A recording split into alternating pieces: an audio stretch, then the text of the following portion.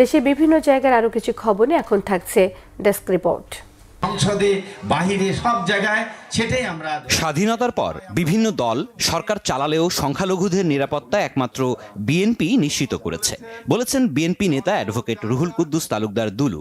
নাটোর সদর উপজেলার ছাতনী ইউনিয়ন বিএনপির আয়োজনে বেগম খালেদা জিয়ার জন্য বিশেষ দোয়ায় তিনি এ কথা বলেন। সাবেক প্রধানমন্ত্রী বেগম খালেদা জিয়ার আত্মার মাগফিরাত কামনায় কোরআন খতম ও দোয়া মাহফিল হয়েছে সাভারে ব্যাংক টাউন এলাকায়। পৌর কৃষক দল আয়োজিত অনুষ্ঠানে প্রধান অতিথি ছিলেন কেন্দ্রীয় কৃষক দলের সহসভাপতি ইব্রাহিম খলিল। খালেদা জিয়ার রুহের মাগফিরাত কামনায় দোয়া মাহফিল ও স্মরণ সভা হয়েছে গাইবান্ধায়ও। সাদুল্লাপুর পাইলট হাই স্কুল মাঠে এ কর্মসূচিতে সভাপতিত্ব করেন সাদুল্লাপুর উপজেলা বিএনপির সাবেক সভাপতি শফিউল ইসলাম স্বপন। কেরানীগঞ্জে বেগম জিয়ার স্মরণে দোয়া ও শীতার্তদের মাঝে শীতবস্ত্র বিতরণ করেছে সোনার বাংলা বাড়ি মালিক সমিতি। কালিন্দির গদারবাগ এলাকায় সহস্রাধিক হতদরিদ্রকে সহায়তা দেওয়া হয়। নীলফামারীতে পে স্কেল বাস্তবায়নের দাবিতে প্রতীকী অনশন করেছেন সরকারি কর্মচারীরা। জেলা সরকারি কর্মচারী দাবি আদায় ঐক্য পরিষদের আয়োজনে সকাল থেকে দুপুর পর্যন্ত প্রেস ক্লাবের সামনে এই কর্মসূচি পালিত হয়। একই দাবিতে ময়মনসিংহেও অনশন হয়েছে। ময়মনসিংহ প্রেস ক্লাবের সামনে বাংলাদেশ সরকারি কর্মচারী দাবি আদায় ঐক্য পরিষদের ব্যানারে কর্মসূচি পালন হয়। বৈষম্যহীন নবম পে স্কেল বাস্তবায়ন সহ বিভিন্ন দাবিতে খাগড়াছড়িতে প্রতীকী অনশন করেছেন সরকারি কর্মচারীরা।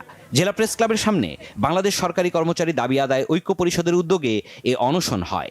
সরকারি কর্মচারীদের প্রতীকী অনশন হয়েছে ঠাকুরগাঁয়েও। দ্রুত পে স্কেলের গেজেট প্রকাশ ও 1 জানুয়ারি থেকে বাস্তবায়নের দাবি জানানো হয়।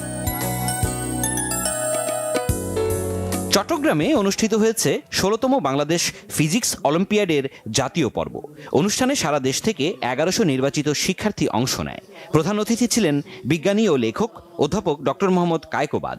জাতীয় পর্বের আয়োজক বাংলাদেশ ফিজিক্স অলিম্পিয়াড কমিটি ও প্রেসিডেন্সি ইন্টারন্যাশনাল স্কুল। অনুষ্ঠানের মিডিয়া পার্টনার বাংলাভিশন। রাঙামাটি বিজ্ঞান ও প্রযুক্তি বিশ্ববিদ্যালয়ে প্রথমবারের মতো দুদিনের জাতীয় ট্যুরিজম সম্মেলন হচ্ছে। বিশ্ববিদ্যালয়ের বাণিজ্য অনুষদ আয়োজিত এ সম্মেলনে দেশের পর্যটন ব্যবসায়ী, উদ্যোক্তা, গবেষক ও শিক্ষার্থীরা অংশ নিচ্ছেন। সিলেটে অনুষ্ঠিত হয়েছে এসএসসি 2000 ব্যাচের 25 বছর পূর্তির মিলন মেলা।